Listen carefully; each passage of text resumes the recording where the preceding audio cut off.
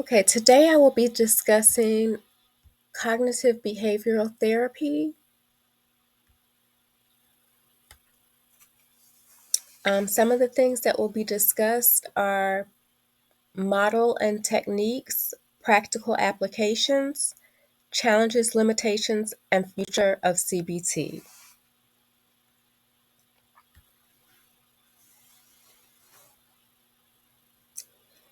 Okay, the theory of the person and development of the individual. Cognitive therapy views human develop as shaped by schemas and learning experiences. Children organize experience into schemas which help make sense of the world. Positive and negative feedback shape self concept and cognitive processes.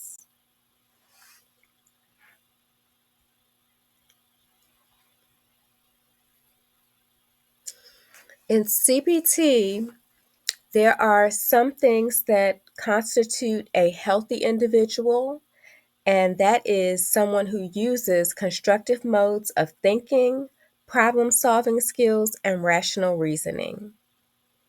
Healthy individuals are flexible and adaptively process experiences without reliance on distorted thinking or faulty thinking patterns.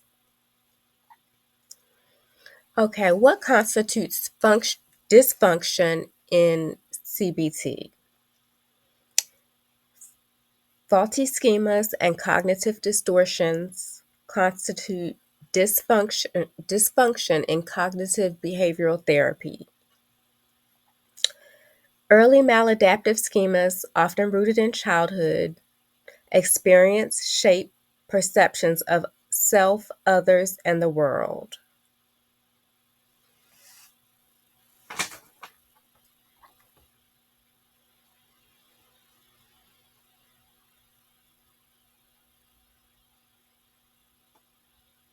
Okay, the origins of CBT go all the way back to the 1960s with two founders, which were Aaron Beck, who created cognitive therapy, and Albert Ellis, who came up with rational emotive behavioral therapy.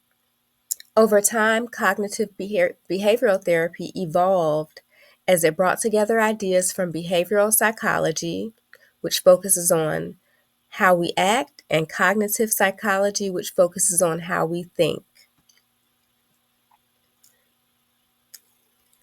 How we act and how we think combined help form what we now know as cognitive behavioral therapy, a therapy all about changing negative thoughts and behaviors.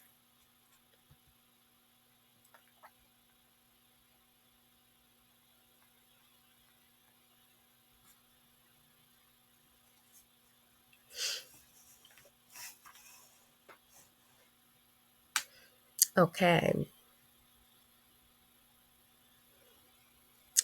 Now, the overview of cognitive therapy is the definition is pretty self explanatory. It is a form of psychotherapy that focuses on modifying dysfunctional thoughts, emotions, and behaviors. And the goal is to help individuals develop healthier thought patterns and behaviors.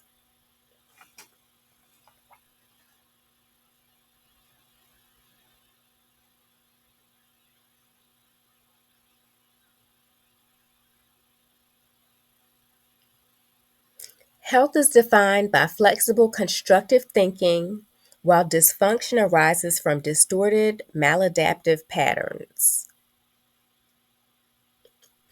And sometimes, for example, someone may be overly hypervigilant, where they think that someone is after them, or everybody is laughing at them, or talking about them behind their back. They might have issues of paranoia. And those are all maladaptive thoughts that sometimes pop into our heads and make us behave in ways that are not positive. Addressing cognitive distortions is central to helping individuals achieve adaptive functioning and emotional balance.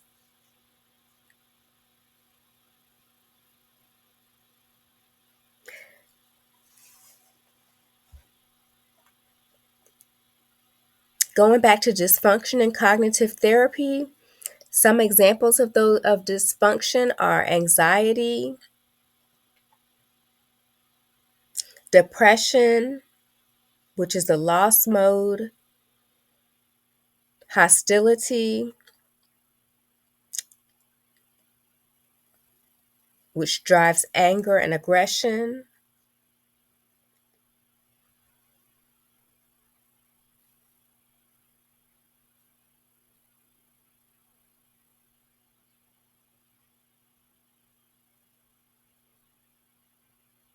and so a person may have a phobia or a perception of danger.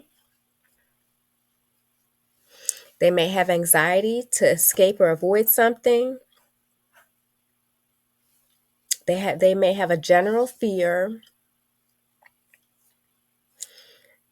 a feeling of hostility or a perception of threat, or they may experience depression, perception of loss.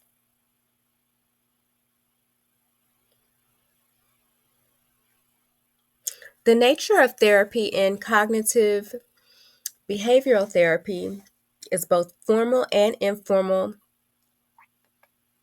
assessments and are conducted to identify cognitive distortions, schemas or core beliefs, and levels of psychological distress.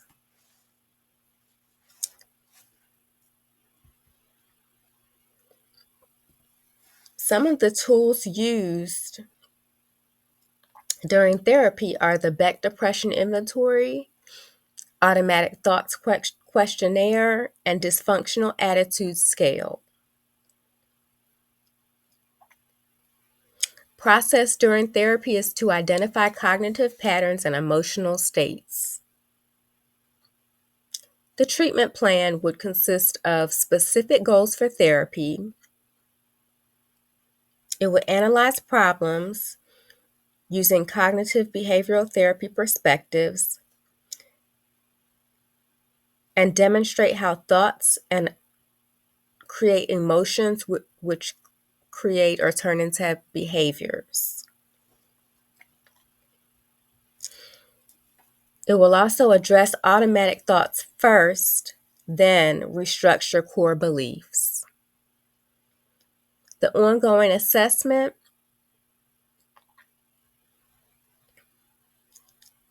in cognitive therapy is to evaluate progress by examining shifts in thinking patterns.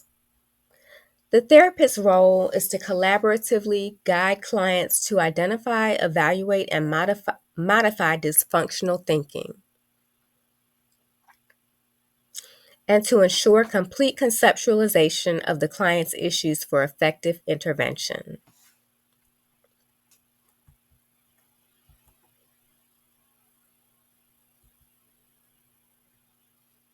And that's Albert Ellis.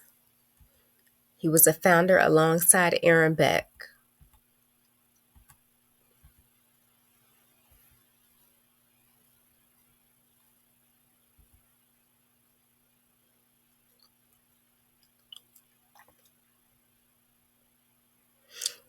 Okay, as we mentioned before, cognitive distortions are like mental shortcuts that twist how we see reality. Common types include catastrophizing or expecting a worse outcome, all or nothing thinking, and seeing things in extremes, and overgeneralization. And so an example of this could be someone getting into a car accident and having a minor dent on their car and feeling like they almost died. They really almost died in that accident and they're never driving again. And so that's an overly exaggerated way of thinking, to never drive again because you got into a minor accident, which only caused a dent on your bumper. Another example of this could be someone burning food, after cooking a meal, and they just feel like, oh my goodness, I almost burned down the house. I'm never cooking again. That could they ended up burning the food, and they felt like they were in danger and could have created a dangerous situation. But it should never lead the person to feel like they're not safe cooking or like they can't ever cook again. And so it creates a feeling of hypervigilance, and the person is overgeneralizing that they can no longer cook anymore because they had an accident in the kitchen and ended up burning food. But no, they didn't cause a fire. The smoke alarm never went off.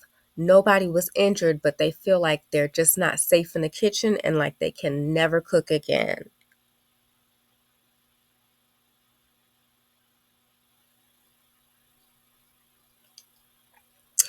Okay. One more example of cognitive distortions would be a bad score on a test or quiz, and the person feeling like they're just a bad student or like they're just undeserving of even being a part of university or a part of the high school. Someone taking something really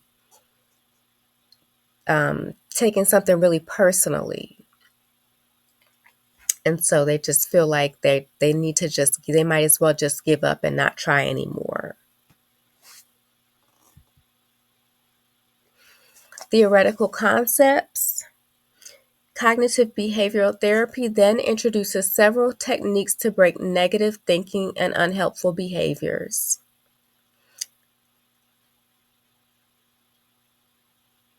Cognitive restructuring involves Socratic questioning and thought records. It asks open-ended questions to develop a more balanced perspective, and it encourages positive self-talk and reframing to replace automatic negative thoughts with more helpful and positive beliefs.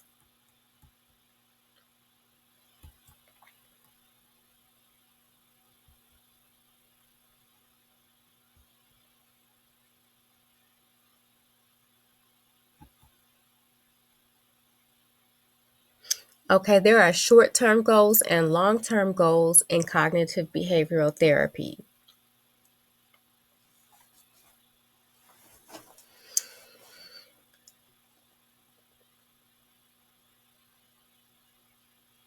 Some of the goals could be identifying and modifying maladaptive automatic thoughts, schemas, and beliefs, and others could be developing healthier coping strategies through structured sessions.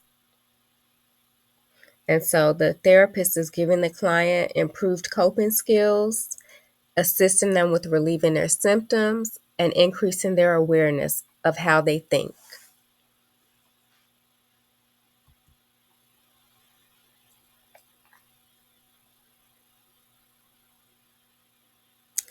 Some long-term goals could be to increase self-efficacy, increasing your perseverance and your resilience,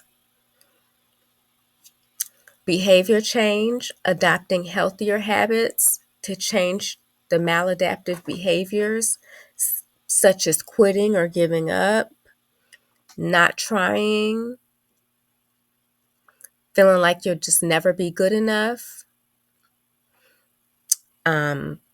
having certain thoughts of fear, like not ever wanting to drive again because you got into a small fender bender, improving relationships, addressing and changing patterns of harmful behavior.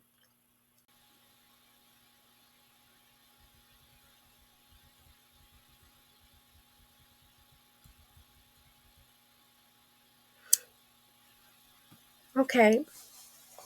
Stages of cognitive behavioral therapy. There is the assessment stage, which lays the foundation for targeted interventions and effective therapeutic outcomes. And cognitive behavioral therapy utilizes more of a formal assessment. It practices goal setting. This is the collaborative process between the therapist and the client where they work to establish achievable objectives. It also ensures that the therapeutic work is focused and aligned with the client's needs for future success. The next stage is the intervention. It's also known as the core stage.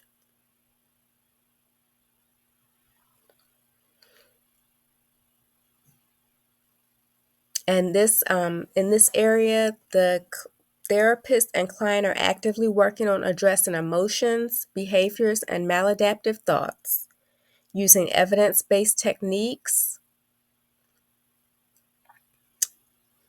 that will allow the focus to be on reducing stress, having positive changes, and building healthier coping mechanisms. And the last stage of CBT is the evaluation stage. And this is more focused on client outcomes. The client and the therapist both review the progress that was made over time, and they ensure that the therapeutic goals have been met. And maintenance is the focus on maintenance.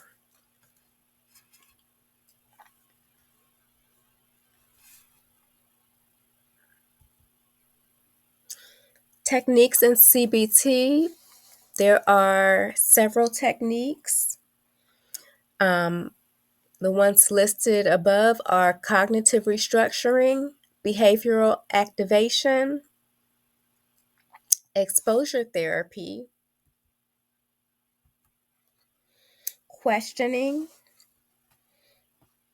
or challenging thoughts to uncover core beliefs, the downward arrow, which is digging deeper into automatic thoughts to find roots or schemas, trying to find out where these thoughts are coming from. Another technique is behavioral action, which was mentioned, and that is about encouraging activities to increase engagement and energy. And so, activities of choice, which are usually positive activities or activities that the client enjoys participating in.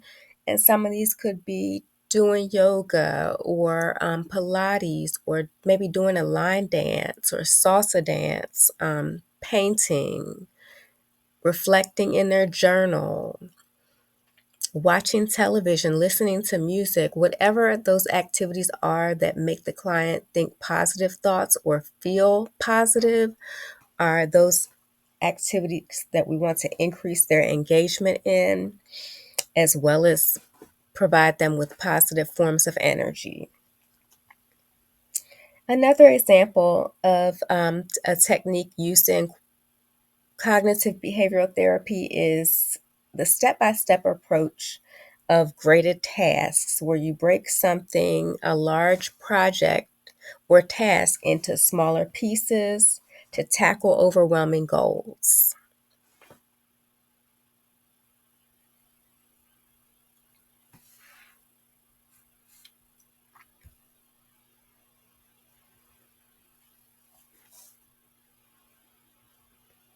Okay, I just discussed behavior activation.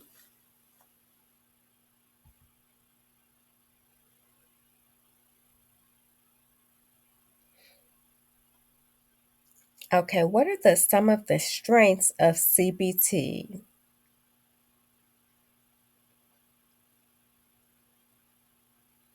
I'm sorry, I want to go back over some of the techniques again and add a few other techniques which can also be utilized, which we mentioned: the Socratic questioning, guided discovery. And the Socratic questioning is asking the client open-ended questions.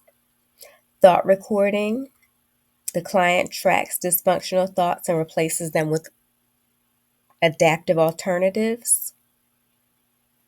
And an example of this could be,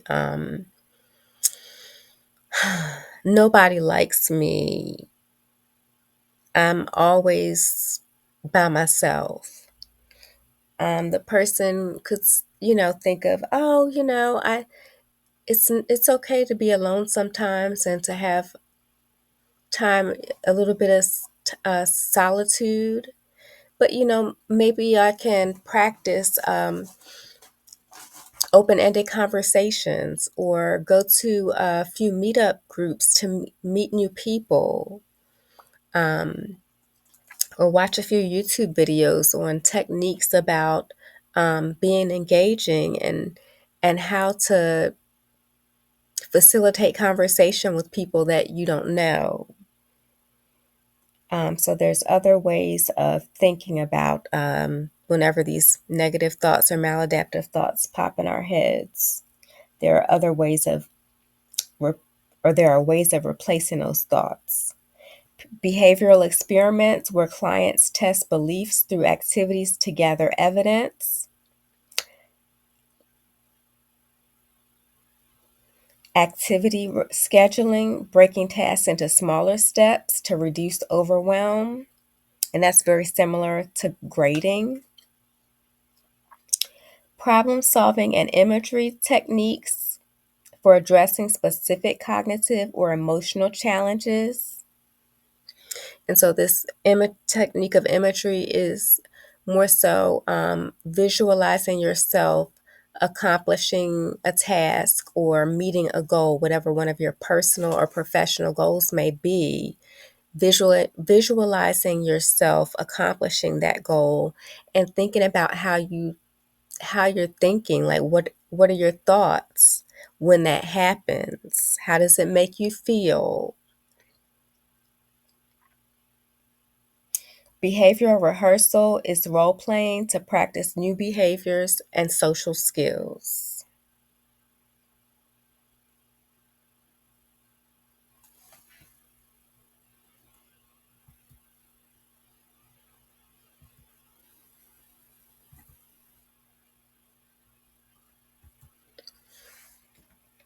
Okay, there are several strengths in CBT as well as limitations. I'm not going to read them verbatim from the PowerPoint, but um, a strength is that it's empirically supported and effective across numerous disorders. And so it's effective with depression, really good with people that have post-traumatic stress disorder, as well as anxiety and depression. It's structured, goal-driven nature makes it widely applicable.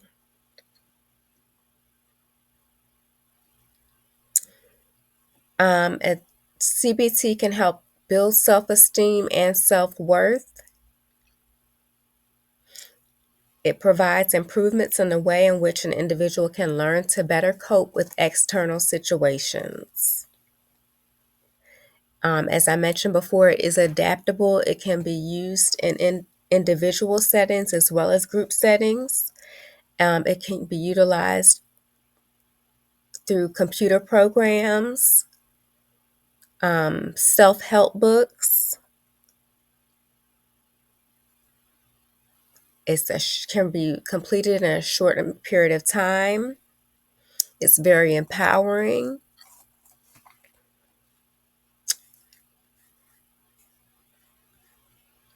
And it can be as effective as medication. Some of the limitations of CBT are that it's too mechanistic or symptom focused. Its effectiveness can vary depending on client engagement and the complexity of issues. And so it's not always recommended for people that are dealing with severe disorders, like who might be having suicidal ideations. It's also might not be recommended for people with learning disabilities.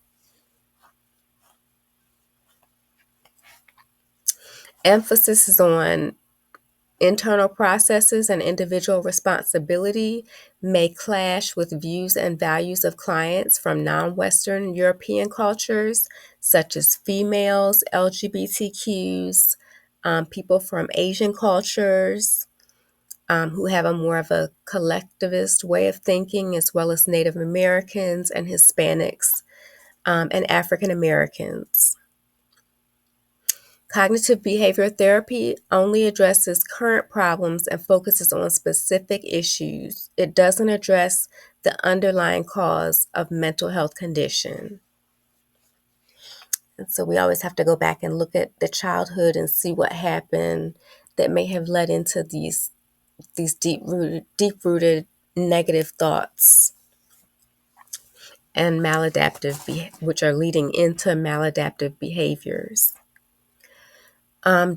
Due to the structured nature of cognitive behavioral therapy, it may not be appropriate for people with more complex mental health needs and learning disabilities such as autism or Down syndrome, or anything else that's not neurotypical.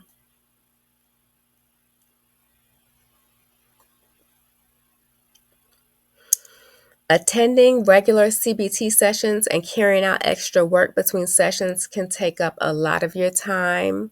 And so the client really has to be vested in getting better, because they need to make sure that they're coming back to sessions with their homework,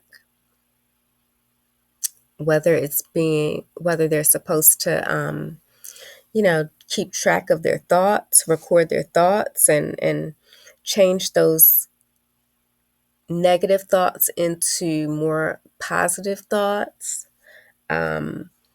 Whatever it is that they're supposed to be documenting while they're away from therapy and bringing back to therapy, they need to make sure that they have. And it's dependence on full client participation. So if the client doesn't do their homework, then it may not be able to, they may not get the best results out of the therapy.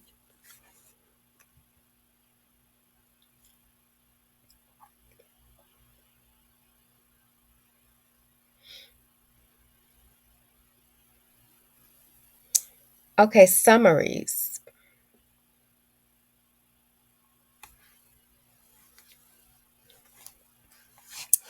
Okay, information about cognitive behavioral therapy.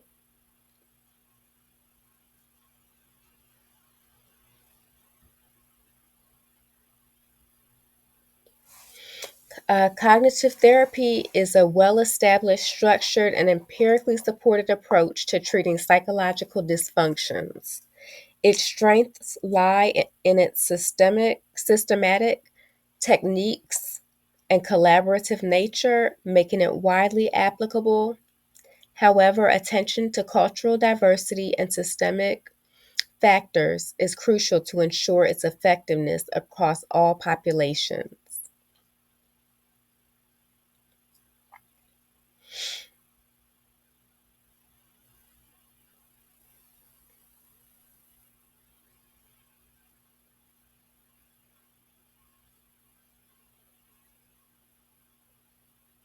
Okay.